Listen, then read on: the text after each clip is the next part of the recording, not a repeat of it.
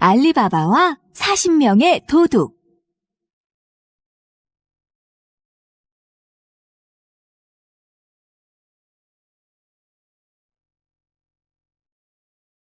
페르시아의 한 도시에 두 형제가 살고 있었어요. 형 카심은 장사를 아주 크게 하는 부자였고, 동생 알리바바는 매우 가난한 나무꾼이었어요. 형은 욕심이 많고 게을렀지만 동생은 착하고 무척 부지런했답니다. 가난한 알리바바가 산에 나무를 하러 갔습니다. 해가 저물기 전에 어서 나무를 해야겠다. 그때 사람들의 웅성거리는 소리가 들리더니 이어서 요란한 말발굽 소리가 들렸어요. 알리바바는 무슨 일인가 싶어서 소리 나는 쪽을 쳐다보았지요. 옆구리에 칼을 찬 사람들이 말을 타고 달려왔어요. 알리바바가 보기에는 도둑 같았어요.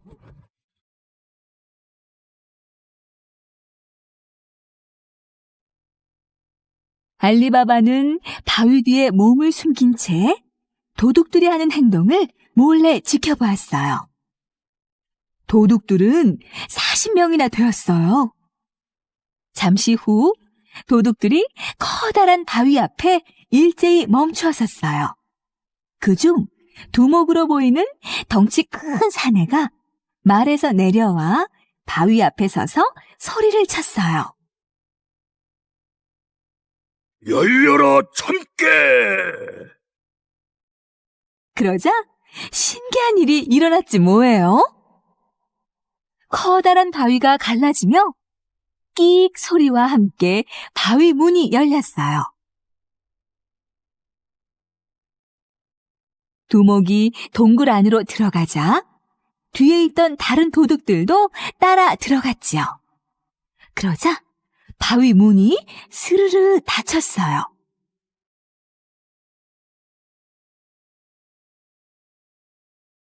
세상에, 정말 신기한 일이다. 도둑들을 지켜보던 알리바바의 가슴이 몹시 두근거렸습니다.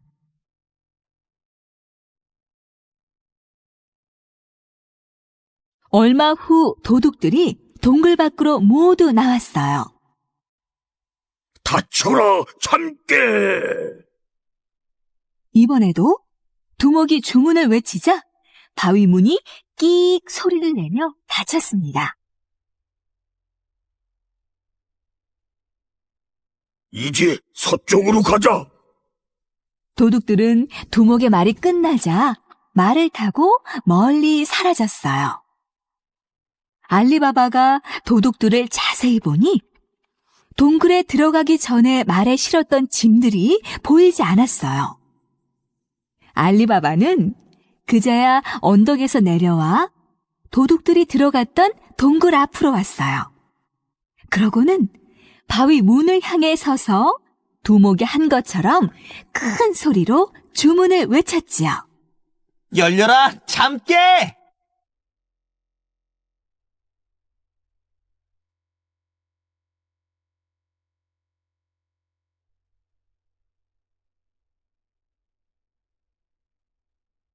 그러자 요란한 소리와 함께 바위 문이 열렸어요.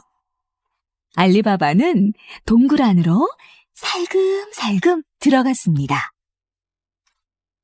이야, 굉장하다. 동굴 안에는 황금과 이름도 모르는 온갖 보물들이 번쩍번쩍 빛나고 있었어요. 알리바바는 자루를 꺼내 황금과 보물들을 담기 시작했지요. 내가 조금 가져간다고 해서 티가 나지는 않겠지. 알리바바는 보물들을 자루에 가득 담은 뒤 동굴 밖으로 나왔어요. 닫혀라 참깨! 주문을 외치자 바위 문이 스르르 닫혔습니다.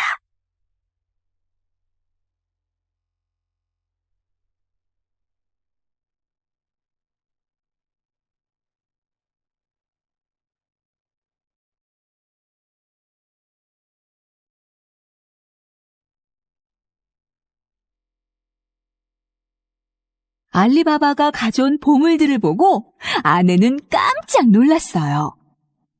알리바바는 아내에게 산에서 있었던 일을 모두 얘기했지요. 알리바바와 아내는 보물들을 세기 시작했습니다. 그러나 보물들이 너무 많아 일일이 세기가 힘들었어요.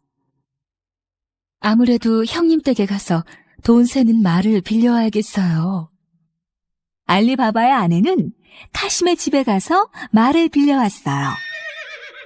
카심의 아내는 이상한 생각이 들었는지 말굽에 몰래 기름을 칠해두었어요. 카심의 아내는 가난한 알리바바의 집에 말로 살만한 물건이 없을 거라고 생각했거든요.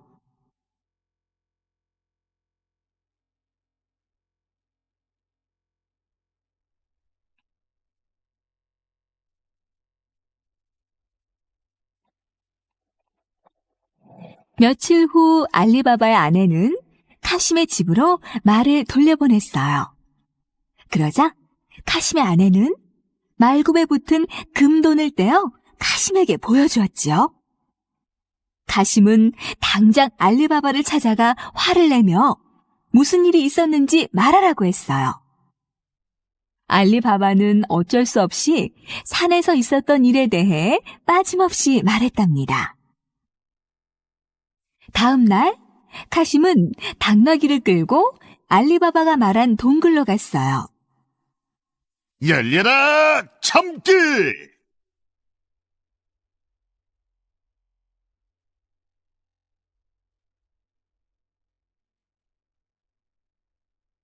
카심이 주문을 외우자 정말 바위 문이 열렸어요. 카심은 얼른 동굴 안으로 들어갔지요.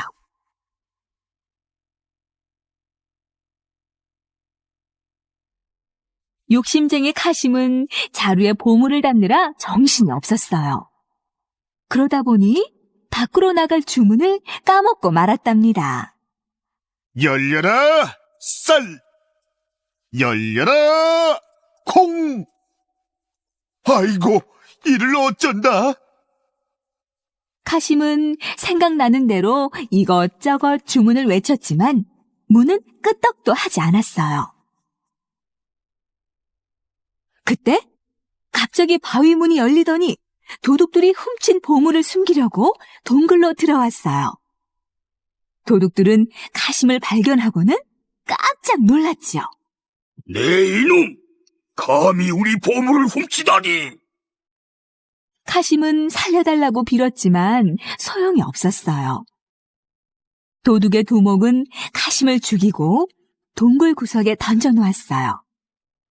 다른 사람이 보물을 훔치러 오면 겁을 주기 위해서였지요.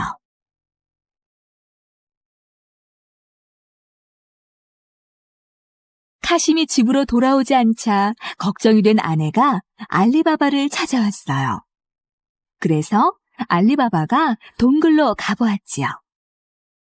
동굴 안에 카심이 죽어 있었어요. 알리바바는 카심의 시체를 양탄자에 싸서 집으로 돌아왔어요. 카심의 아내는 죽은 남편을 보고 눈물을 흘렸어요. 알리바바는 카심의 시체가 없어졌으므로 도둑들이 카심의 아내도 죽일 거라고 생각했어요. 그래서 영리한 하녀 마르자나를 시켜 카심이 위독하다는 소문을 퍼뜨리게 했지요. 그러고는 구두방 할아버지를 불러 돈을 주며 카심의 칼에 베인 자국을 꿰매달라고 했지요.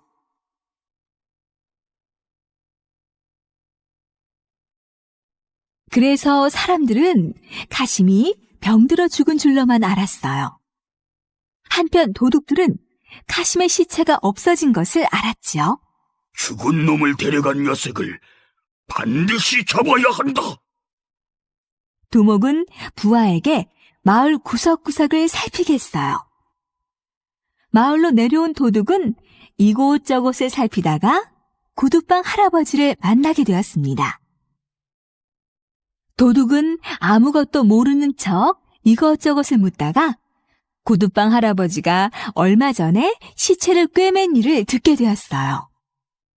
옳거니 누가 그랬는지 드디어 알았다. 도둑은 알리바바의 집을 알아낸 후 문 앞에 가위표를 그려놓고 산으로 돌아갔어요.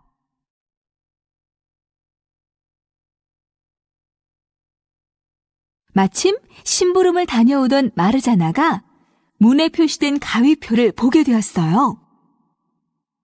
혹시 도둑이 다녀간 것이 아닐까? 영리한 마르자나는 다른 집에도 모두 가위표를 그려놓았어요.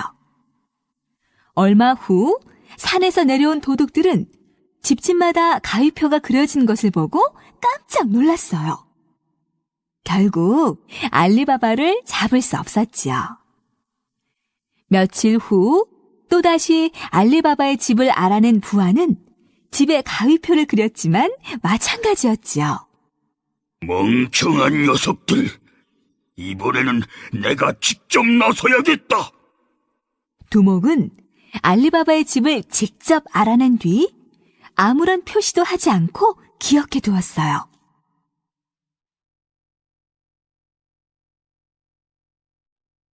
두목은 부하들을 시켜 기름독 여러 개를 당나귀에 싣게 했어요. 그리고 한 독에는 기름을 가득 채우고 나머지 독에는 부하들을 숨겼답니다.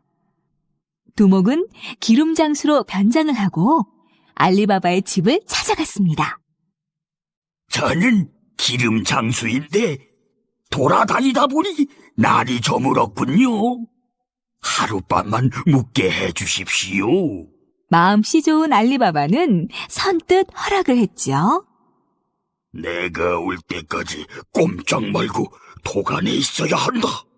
두목은 창고에 독을 옮기며 부하들에게 말했어요. 알리바바와 두목은 술을 마시면서 이야기를 나누었어요. 어느새 밤이 점점 깊어지고 있었습니다.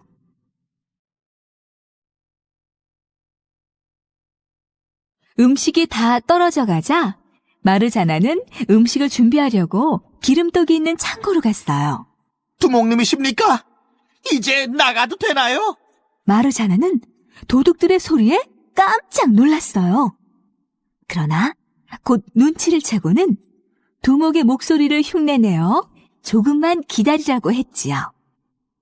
그런 다음 기름이 들어있는 독을 찾아냈어요. 못된 도둑들, 어디 한번 혼 좀 나봐라. 마르자나는 큰 항아리에 기름을 펄펄 끓인 다음 재빨리 창고로 가져왔지요. 그러고는 도둑들이 있는 독에 뜨거운 기름을 부었어요. 결국 도둑들은 뜨거운 기름에 데워 죽었어요.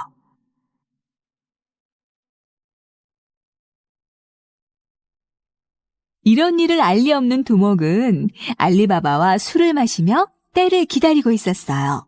네 놈도 이젠 끝장이다. 그때였습니다. 마르자나가 아름다운 옷을 입고 두목과 알리바바가 있는 방으로 찾아왔어요. 주인님, 손님이 오셨으니 제 칼춤을 보여드리겠습니다. 오호, 그거 좋은 생각이다. 손님께서는 괜찮으신지요? 두목은 마르자나의 아름다운 모습에 넋이 나가 고개를 끄덕였습니다.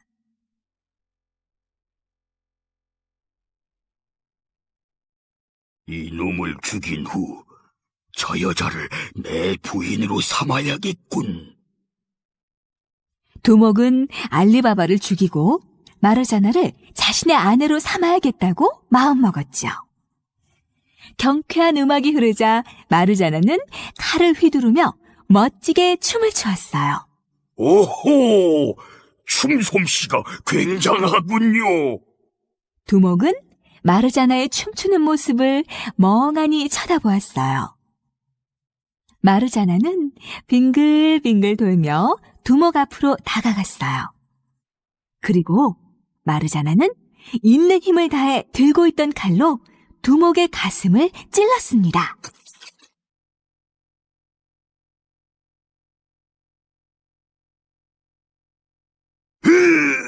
사람 살려! 두목이 비명을 지르며 쓰러졌어요. 아니, 이게 무슨 짓이냐? 깜짝 놀란 알리바바가 마르자나를 꾸짖었어요. 주인님, 이놈은 도둑의 두목입니다. 주인님을 죽이기 위해 변장을 한 것이었어요. 그제야 알리바바는 모든 사실을 알게 되었습니다. 알리바바는 마르자나의 지혜로움에 다시 한번 감탄했어요. 그 후 마음씨 착한 알리바바는 동굴에 있는 보물을 모두 가져와 가난한 사람들에게 나누어 주었어요. 영리한 마르자나는 알리바바의 아들과 결혼을 하여 행복하게 살았답니다.